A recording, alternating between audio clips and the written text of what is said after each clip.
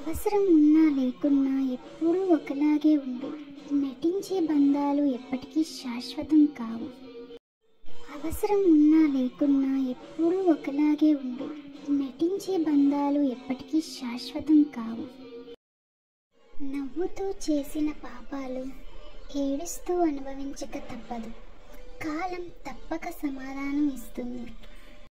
నవ్వుతూ చేసిన పాపాలు ఏడుస్తూ అనుభవించక తప్పదు.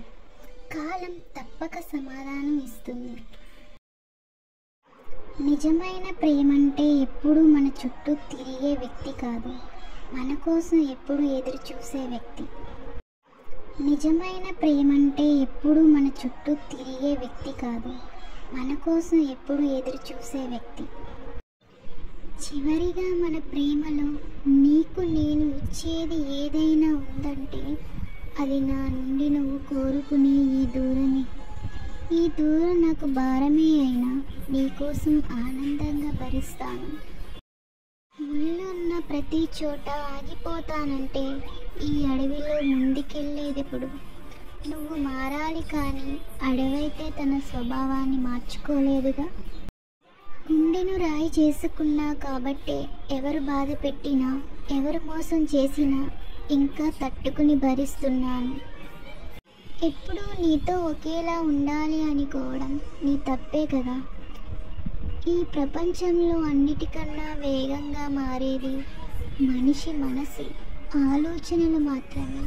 ఎవరిని నమ్మకు, నీ దారిలో నువ్వు వెళ్ళు. ఎప్పుడూ నీతో ఒకేలా ఉండాలి అనుకోవడం నీ తప్పే కదా. ఈ ప్రపంచంలో అన్నిటికన్నా వేగంగా మారేది మనిషి మనసు, ఆలోచనలు మాత్రమే. ఎవరిని నమ్మకు, నీ దారిలో నువ్వు వెళ్ళు. లోకంలో ఉన్న ప్రతిదీ నాటకమే. వారి అవసరం తీరిందా పాత్రని చంపేస్తారు. కలల ప్రపంచానికి రాణిని కాను, అంతులేని ప్రశ్నలు దాచుకున్న సముద్రాన్ని కాను, పైకి కనిపించే అందమైన ప్రకృతిని కాను. కానీ నేను రాసే ప్రతి అక్షరం నీ కోసమే, నీ స్నేహం కోసమే.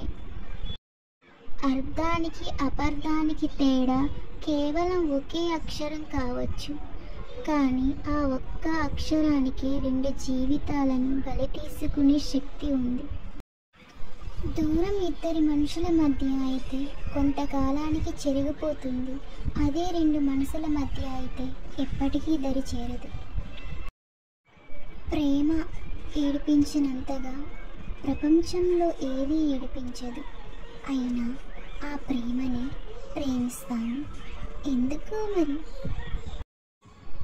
ప్రతి స్త్రీ కోపం వెనుక ఓ చిన్నపాటి ఆశ, ఆరాటం ఉంటాయి.